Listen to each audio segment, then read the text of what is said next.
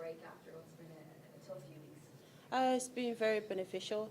I think it was nice to kind of just have that week off to really mentally just set yourself ready again for this week. As a team, even the small niggles where we have and everything like that, it was a good week to kind of really, as a team, to really just come together again and really train hard and really see what against like that France team. There was so many positive things that were good, and so many things that we need to work on. So this week allowed us to really focus on that, knowing that we don't have a week of game week. So it was really important for us to really just jam in together as a team and come together and have that week to really focus on things. So it was really good. Give us a sense then of what you found were the positives and what you need to work on. Yeah, I think coming from France game against like the Wales or set piece was definitely stronger.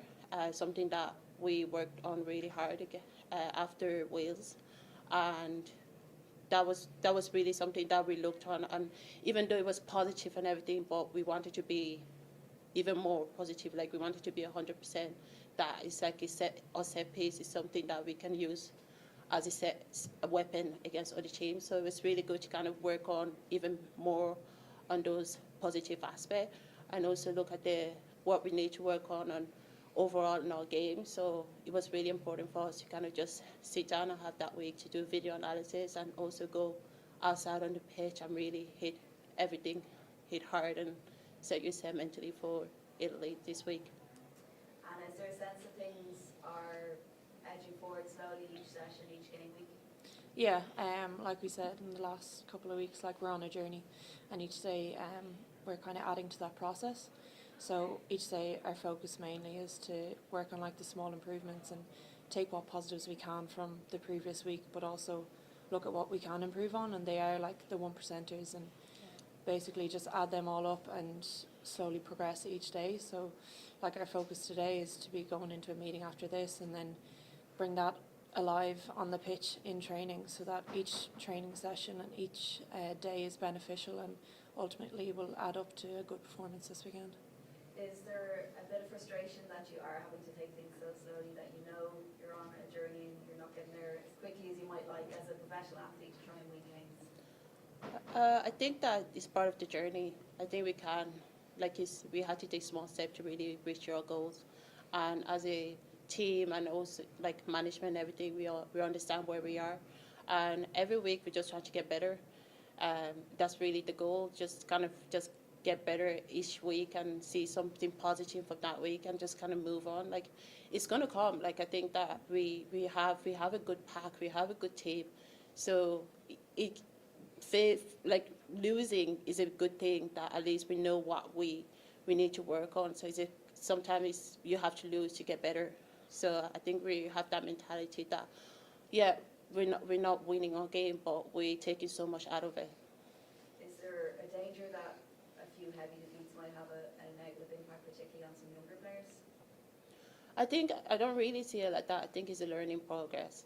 I think that we are losing together, and we're all supporting together. It's one person who everyone loses, and it's just having that mentality that we enjoy the win when we get the win. Like we savor it, but we have to lose to be able to enjoy those good days too. So it's just having that mentality and just staying together, and really it's like shoulder to shoulder. We have each other each step of the way.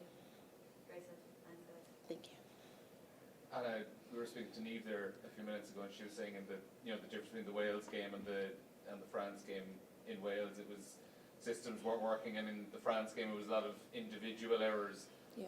Does it feel like the kind of individual errors are easier to fix over the course of a week from one game to another? Yeah, 100%. Like once you have your system set, it's a lot easier to be able to play better together.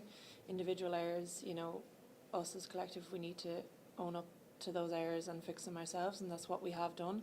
That is part of our process in building, that everybody has had the week off now to analyse, to look at what went wrong as an individual, but as a collective as well. So when you have your system set, it's a lot easier to fix those individual errors, so definitely. What are the areas of the Italian game you used to be most wary of this week? Well, like we know, the Italians are a bit unpredictable, so you kind of just have to be switched on in pretty much most areas. But definitely our cohesion in defence is going to be a big one against Italy. And Linda, we asked Nate as well, obviously, about going back to Parma, and obviously the last visit there was a very difficult time. I know, like, you were playing in that mini tournament in the qualifiers. Has it been spoken about as a group about going back there and righting those wrongs? We know about it. It doesn't need to be spoken about, and we know it's never an easy game playing in Parma, and like that's the qualifier. We way past that. I think now our mentality is really going in Italy and having and performing is our performance. Like we've been working so hard, and we can't be thinking about World Cup qualifier going into that game. We just need to really set to our pieces, set to a system, stick to our system, and try to not do individual errors, and just really just put a performance out there for Italy, because we know Parma, like Italy, is a strong team and we have big respect for them. So it's not going to be easy. It hasn't been easy in the past. So I think we just really need to stick to our system and really perform.